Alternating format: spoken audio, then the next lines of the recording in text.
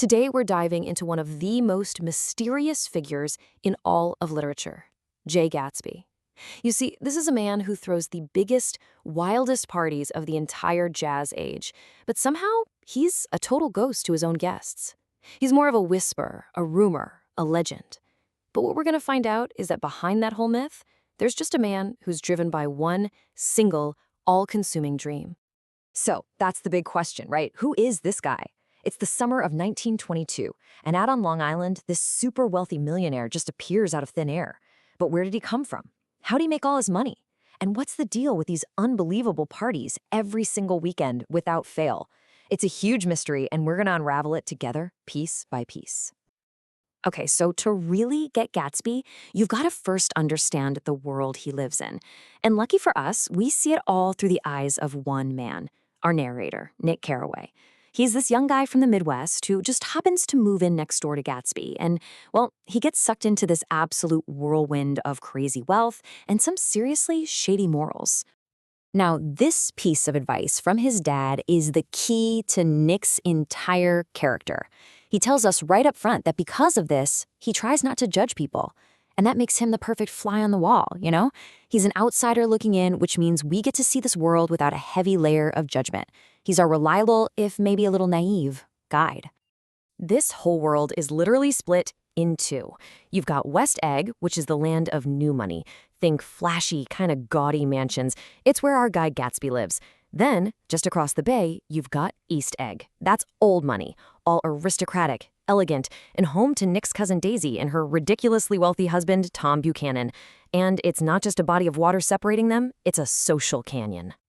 So the very first time Nick actually sees his mysterious neighbor, Gatsby isn't throwing one of his famous parties. Nope. He's just standing alone in the dark at the end of his dock, reaching his arms out across the water. And he's reaching for this single green light on the opposite shore. Nick says he's trembling. And right there, that's our first big clue that there's way more going on with Gatsby than just parties. There's this deep, secret yearning. Before we ever meet the man himself, we meet the legend. A reputation built entirely on one thing, these absolutely mythical parties. They are the talk of New York.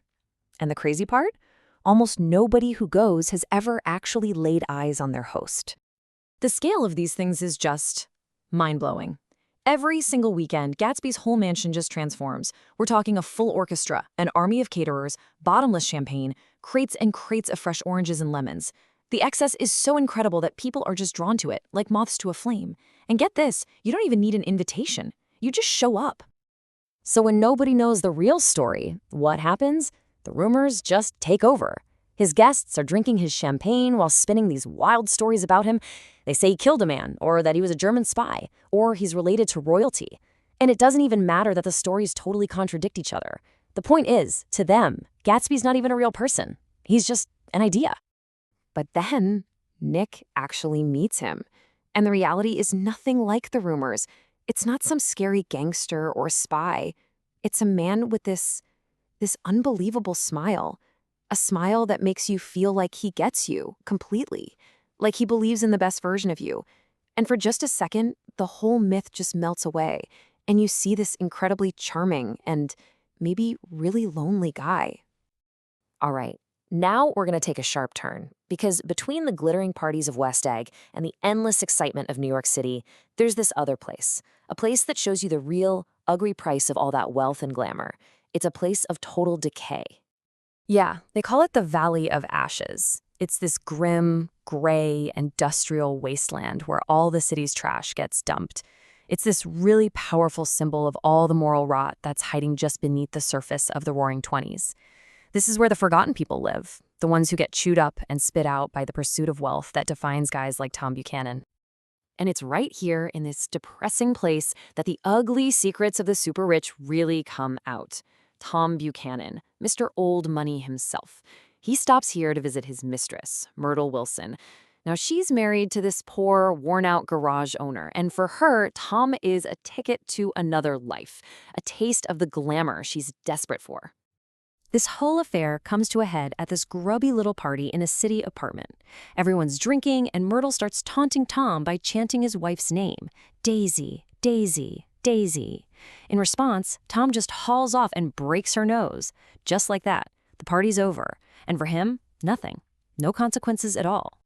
Okay, so we've seen the myth, we've met the man, and we've definitely seen the dark side of this world. Now, finally, the big mystery starts to crack wide open. It turns out Daisy's friend, Jordan Baker, knows the truth. And she tells Nick the real story behind Gatsby, his mansion, his parties, all of it. So here it is, the real story. 5 years ago, Gatsby was just a young officer with no money, and he fell hard for Daisy Faye, who was this rich, popular socialite. But the war split them up. He went overseas, and Daisy, well, she got tired of waiting and married the super-rich Tom Buchanan instead. So Gatsby's entire world, the mansion, the money, every single party, it's all been for one purpose. And there it is. That's the whole ballgame.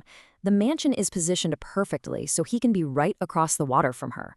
The parties are so huge and so famous because he was hoping she'd hear about them, maybe get curious and just wander in one night. And that green light he was reaching for? You guessed it, it's at the end of Daisy's dock. So Nick, now that he gets the whole story, agrees to arrange a reunion. After 5 long years of planning and waiting, Gatsby's dream is finally within his reach. But you have to wonder, right? Can reality ever possibly live up to a fantasy you've been building in your head for 5 years? At first, the reunion is a total disaster. I mean, it is so painfully awkward and silent. So Nick leaves them alone for a bit, but when he comes back, the whole vibe is changed. Daisy's been crying, and Gatsby is he's glowing. He's radiating pure happiness. And then he gives her the grand tour of the house, this monument he built just for her. And then we get to this incredible moment. Gatsby, as this huge romantic gesture, just starts pulling out all his expensive shirts, silk, linen from England, and throwing them into a pile on the bed. And Daisy just buries her face in them and starts sobbing. Of course, it's not actually about the shirts, right? It's about the life they represent, the wealth, the devotion, everything she gave up when she didn't wait for him.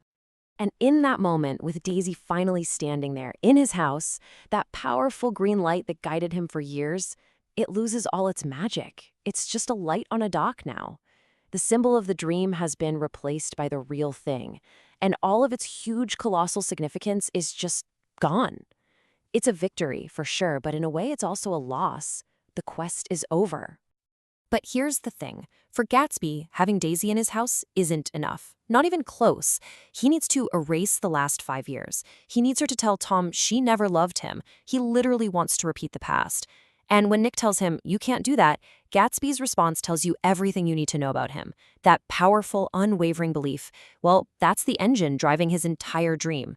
And ultimately, it's the very thing that will lead to his tragedy. Because can a dream built on a racing time ever really survive reality?